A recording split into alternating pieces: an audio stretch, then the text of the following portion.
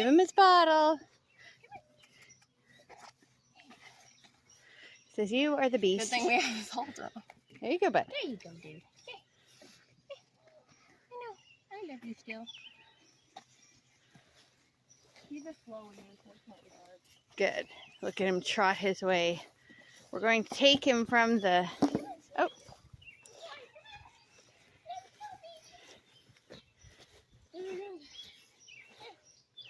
Stop pulling and come nurse. You're hungry. I know you are. I know, this whole world is new. I know, you've run through here pretty good before. It's true.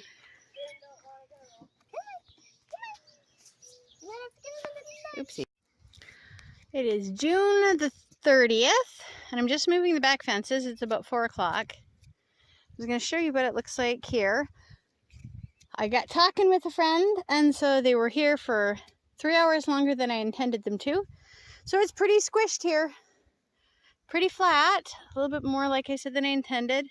Here we are up in the thin area. You can see in the slight dips, it's thick and very lush. But the cows actually prefer the thin stuff. They graze it very evenly. And this stuff, they graze a bit and stomp a lot. But you know, it's all good for the soil. I was going to show, if I'd been posting videos for years, you would have seen the weeds in this land when we first got it. And we still do have some weeds. You'll see thistles here and there. Here's a patch of thistles. One thistle here, one thistle here, a little thistle over there. Tiny little patch of them there. Last year, on many areas of the property, we mowed behind the cows because there were a lot of weeds that they weren't eating. And wormwood especially.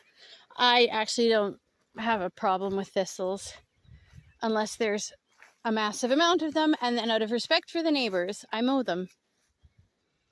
There is so much good alfalfa and grass everywhere here. And while it's laying down, it's long here. They trampled a lot. I gave them more area than I should, and so they really just trampled a lot. But I mean, here we are. How tall is this? 15 inches? They probably took a third of it.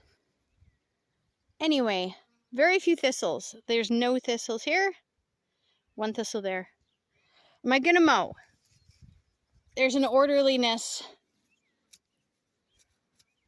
that tells me go mow and make this even. But my wild birds adore thistles. And if I don't have thistles on my property, I don't have the same variety of wildlife. And if I mow my milkweed, I don't have the monarchs and the butterflies.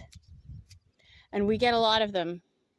So even if I'm mowing, and if you look way up high on the hill there, that was the sand point the cows were on 5 days ago. And there's wormwood here and there, and I'll go back and hand cut or mow that just so it doesn't spread. I already mowed the first half of it, about 4 acres. But I'm not going to mow these ones because this is thick. And those thistles are doing nothing. They're doing no harm. And if they do land on a bare patch and grow some, that'll be fine. The cows will eat the heads off when the heads grow. So it's not a big deal, but because I'm moving the cows and it's just starting to go there. It wasn't when I had them there. But they will eat it off normally. And I'm going to leave it for the birds. Give them food, give them places to land, give them places to eat. We don't have a lot of trees here. And we'll come back and it'll all be good. You can't just think about the cows, can't just think about the wildlife, can't just think about everything, but they do exist extremely well together. And the mob is moving. I know I left them on too long because there's a few of them that you can see a tiny bit of a triangle to their guts. Sorry, I have a post in my hand that I'm pointing at everything.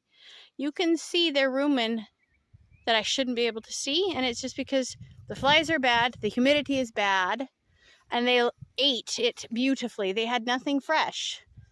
If I didn't want to move them 4 times a day, they need a much larger area.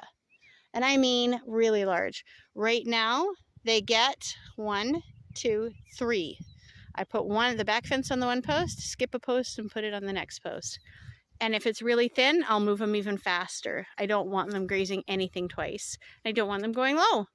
So they get about, I'm guessing, 100 feet 4 times a day. And it's working perfectly. And I'm moving the back fence. They don't bother me, so I don't care that it's on the ground and it's crooked. I move their water. They'll stand in it if I give them the opportunity, so I always have the fence over it. So I move it every 2 days, which means I have to fence an alleyway as I move the fence, and that's okay. Good exercise.